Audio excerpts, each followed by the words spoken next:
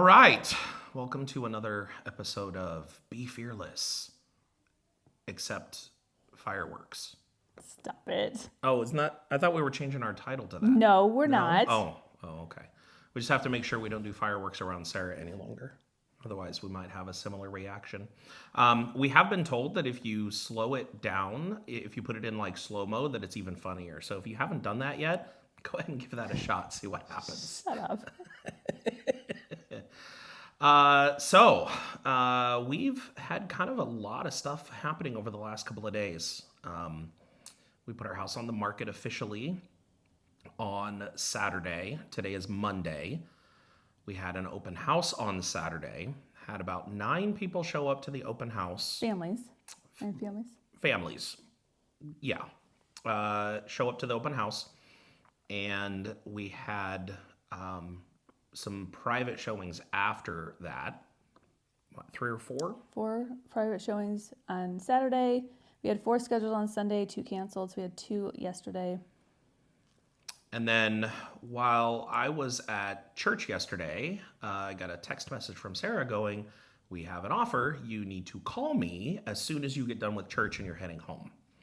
So I got all done putting everything together, and I jumped in the car and was driving home and found out that we had a very, very nice offer from a doctor and family that are feeling like this house is exactly what they want. Which is perfect for us. So not only do they want the house, but they offered us over our asking price, and they pretty much want all of our furniture and everything too, which actually makes our job a lot easier because we don't have to worry about getting rid of furniture and then like figuring out what we're going to do for sleeping arrangements until the RV is actually here and ready to go. The only drawback is they want the house sooner than we had originally planned on giving it up, but we're willing to flex on that. It just means that we will be living in the RV sooner than we anticipated, and so we have to figure out, we're waiting on them to give us like a hard date as to when they want to be able to move into the house. Once we get that hard date, then that'll allow us to firm up exactly what's going on. But we may be finding a nearby RV park because I'll still be working for a few days in the beginning of July. And so we got to kind of figure out what all that looks like. But that's kind of the big scoop of where we are at this moment. I won't say we're having second thoughts. I don't think we're having second thoughts. No, not exactly. But the reality is starting to set in. Once in a while, I'm like, what are we doing? Right? What are we doing? What?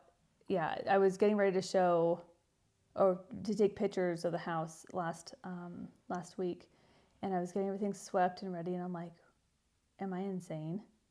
This is crazy. Should we just stop it? Should we just stop everything? Should I just call them and be like, we're not doing this? Why are we doing this? I don't even know. This is crazy. And I'm like, no, this is not crazy. It is crazy, but we're going to do it anyways. And let's just go do it. Like, we're not going to know if we like this or if we don't until we just go do it. So like, let's just go do it. And we keep going back and forth a little bit. Like, we're insane.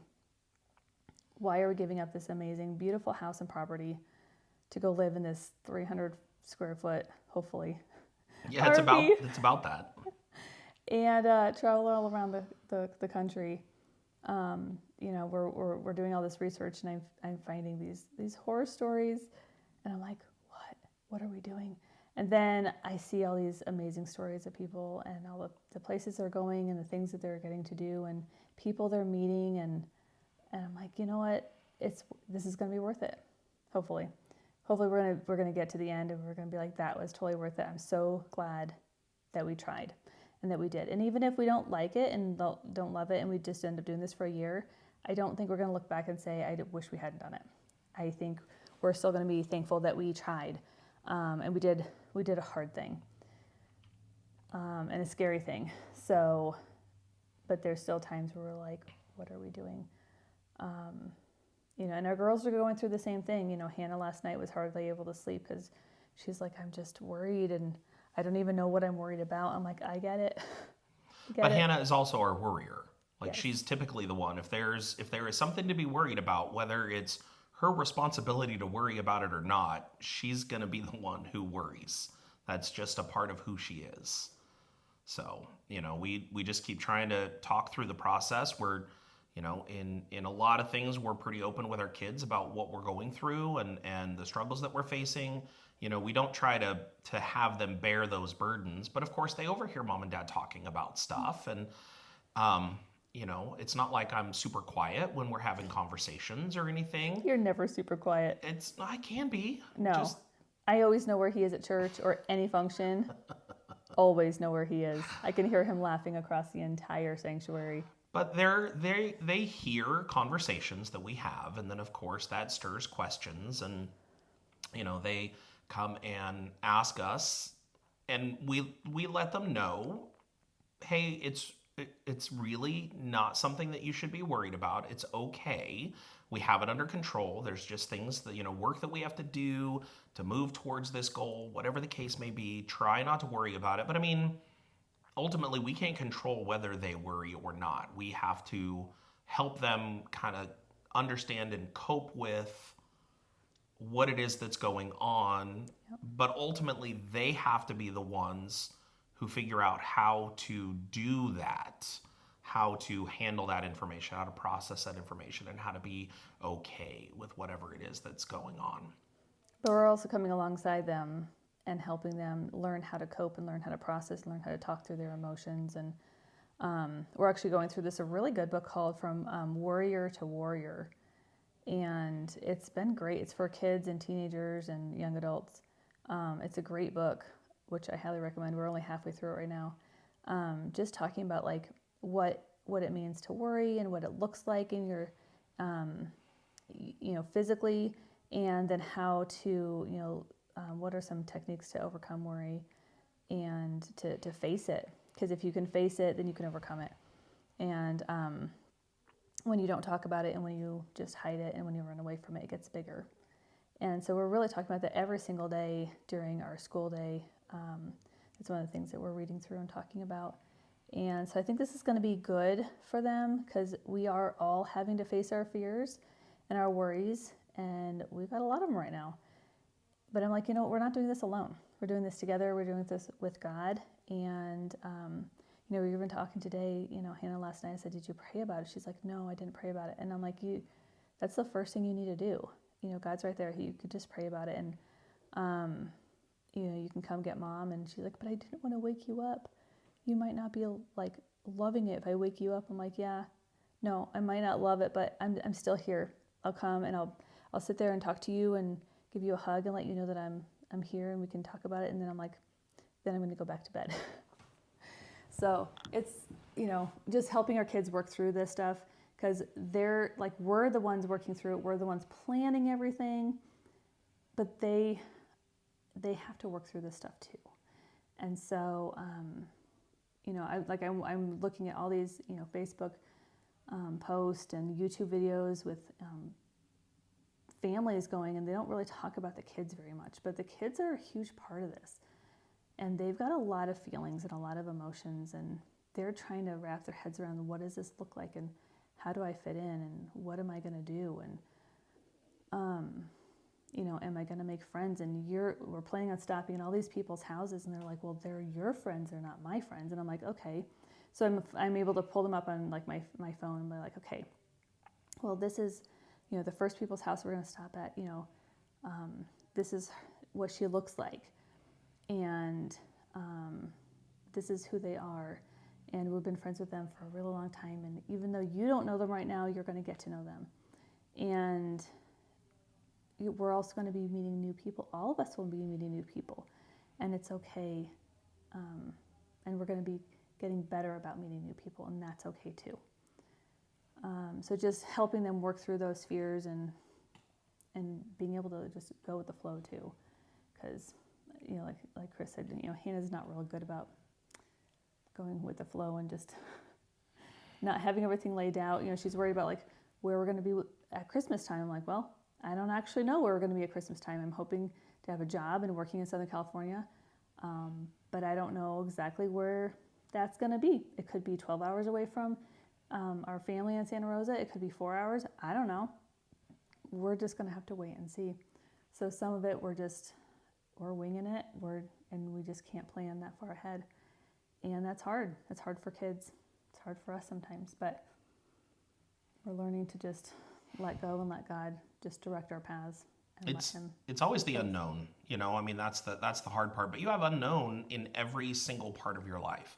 You don't know when you go to work that particular day that you're still going to have a job when you leave, but you don't think about it that way. Like right now, I've got friends their companies are going through massive layoffs, and they have no idea if they're going to be having jobs for very much longer.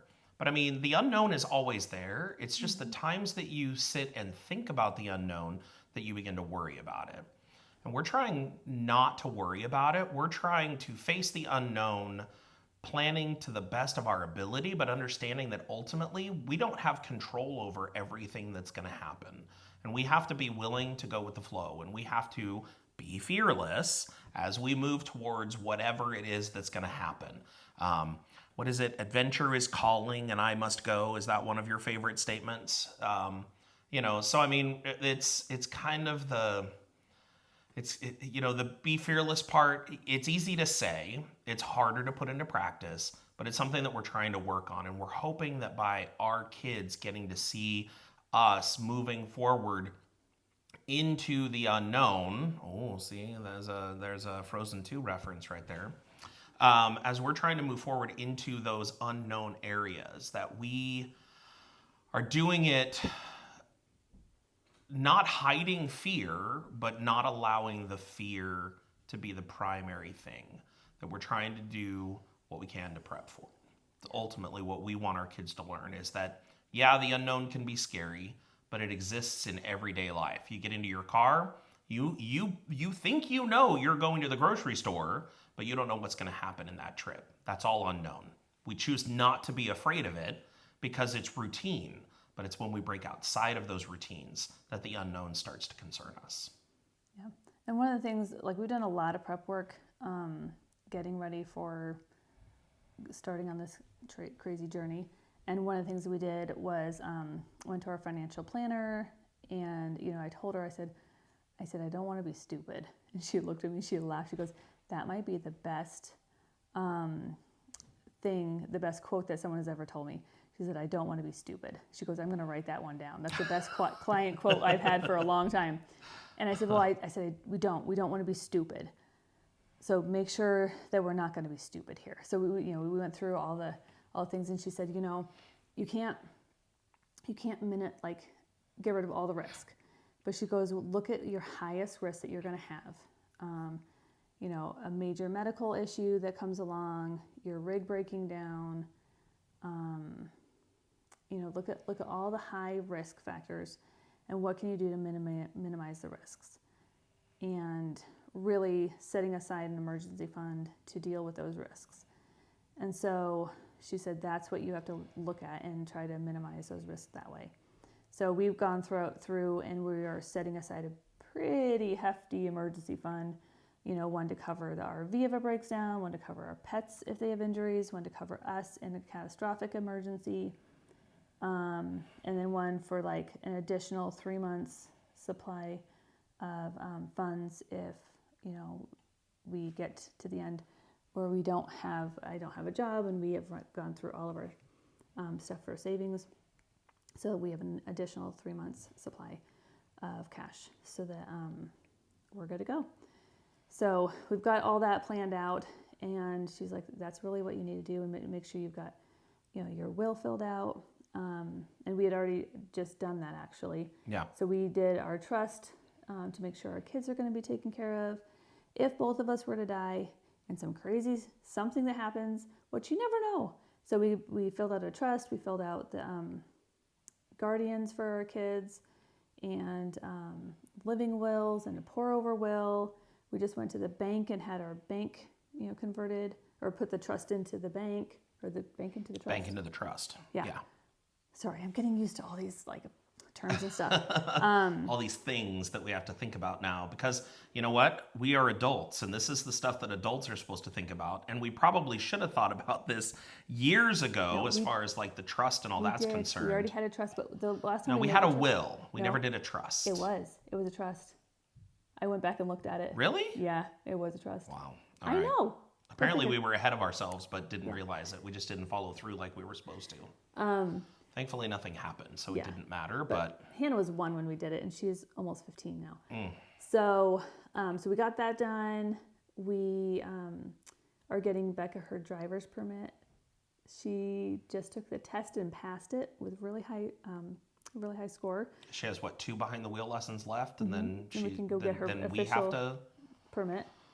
That way she can drive, and we'll probably we found out after doing all this that she probably can't take her driver's permit into other states, so we'll probably just get her license in South Dakota. Do you like that? South Dakota. South Dakota.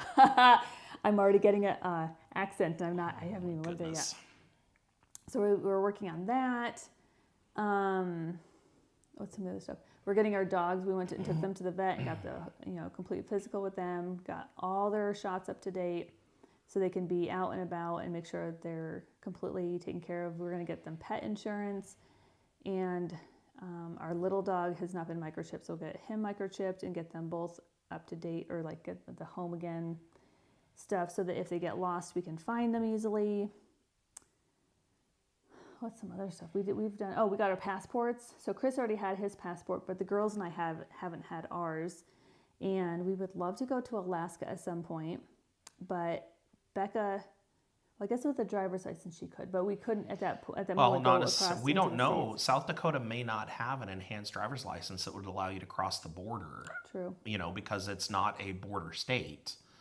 So, we decided to do the passports to go through Canada to be able to get up into Alaska. Yes, we know Alaska doesn't require passports, but Canada does. And when you're in an RV, you have to go through Canada to get there. And maybe if we go to Baja California, I'm trying to talk Chris into it. He's not quite ready. I am. So we're just going to continue talking and seeing if we can get there. So anyways, we got our passports. We're still waiting for them to come. My picture's pretty cute. The girls look like they're terrified. But they have pictures. So we got that done. I'm working on getting my South Dakota nursing license. I still have to go get fingerprinted, but I'm like, I will get that done after the house is sold. Everything is in motion to get us to where we need to be. It's ultimately what we're at right now. So we have the final details. We have to finalize, so the house has to be inspected. That'll probably happen sometime next week. We're supposed to be getting papers to sign at some point soon to officially go into contract on the house. The inspection has to happen. They are willing to put money down if it doesn't appraise for the amount that they have offered to pay. They have up to $12,000 of earnest money that they're willing to throw down on it in order to cover what a potential gap might be. Now, honestly, I don't think we'll have an issue with the appraisal, but you just never know. The appraisers can find all kinds of different things going on, so it's hard to say for certain. But we're moving forward. But we're moving forward. We're making progress and getting ourselves to the point where we're going to be heading out on this adventure, and it's going to happen sooner than we realize, I think, is ultimately what we are coming to understand about this process. Yep. So in 1 month, when we get the cash for the house, we're going to go get our RV. We're going to pick it up. The plan is in a week or a week and a half, we're going to flip it. We're going to paint it. I'm going to do new fabric on the couches, and we're going to put new floor in. We also have to get it into the shop just to have them go over the engine and all the lines and everything, make sure that all of that is up to snuff before we start taking it out on the road. And then we're hopeful that we might be able to take it on a little couple of day trip someplace just to try it out. But if that doesn't happen, we'll be living in it before we leave Michigan, so that'll give us a taste of it as well. So And again, need to get new tires. yes, that's all part of the maintenance stuff that Yeah. I was referring to. So Yep. yeah, so plenty happening. Plenty happening. Plenty more still to come, but with our exciting news, we just wanted to give everybody an update. It's easier to do it this way than to try and post all this stuff on Facebook. So hopefully you're hanging on for the 20-minute long conversation that we've just had. But yeah, we're excited, but we're also nervous. So prayers are appreciated as we just kind of walk this unknown path. Yep. Anything else? Nope. That's about it. That's it? All right. We'll catch you guys on the flip side.